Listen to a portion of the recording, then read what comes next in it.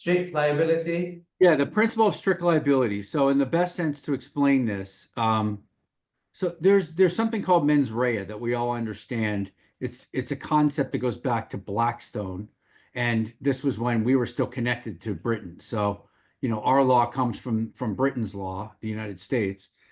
Blackstone was a famous lord who said that I'd rather set, let 1,000 guilty men go free than put one innocent man to death. Something like that. It's the quote. Nobody was alive to actually hear what he said, but the quote has various forms of what he would have said. But it's the basic idea that unless you intended to commit a crime, you're not going to be guilty of it. That's what mens rea is.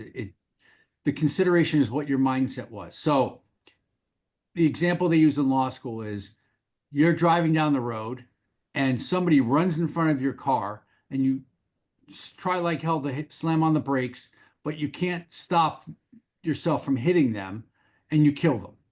Okay. That probably won't even be a crime because you had no way to stop yourself. You couldn't intend it from happening and you were fully paying attention and vigilant and everything else. You had no mindset, mens rea. Okay. Go to the next example. You're not really paying attention. You've had a couple of brandies. You're on your phone texting. Somebody runs out and you're 100 feet away ahead of you or 50 meters, and you should have seen them, but you don't. Well, that might be manslaughter because you should have been paying closer attention and you are somewhat responsible. Okay, so you might go to jail for that. And then on the ultimate, what in the US anyway, you could go get still get the death penalty in certain states for is the premeditated murder, meaning you decide you're going to kill your girlfriend's brother and you plan it out, you chart out a course for yourself, you get in your car, you seek that person out, you hit that person and you kill them with your car. Well, that's intentional murder, or potentially is. So that's the difference of mens rea. Now in China, there's not often a distinguishing feature between the two. It's shocking. Well, at least when I was in law school, which is a long time ago, we learned about the Chinese criminal system where strict liability is often the standard depending on the province in China.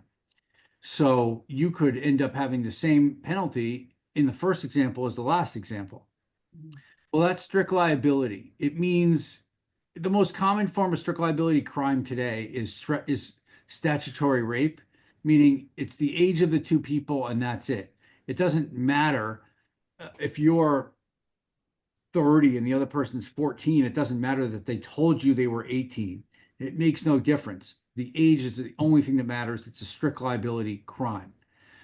And so here, the standard adopted was strict liability, meaning it does not matter how it got into your system or the horse's system, so long as it did. And to at least commit the anti-doping rule violation. Does that explain strict liability? Yeah. Mindset gets into it when you're talking about sanction. So it's possible to prove you had a contaminated medicine, like the example I use, that's going to be what's called a no fault. You're not going to get punished for that. But if you inject your horse with testosterone 2 days before the race and they catch you, well, that's a 4-year ban. It probably should be longer because there should even be aggravated circumstances for doing something like that. Any other questions?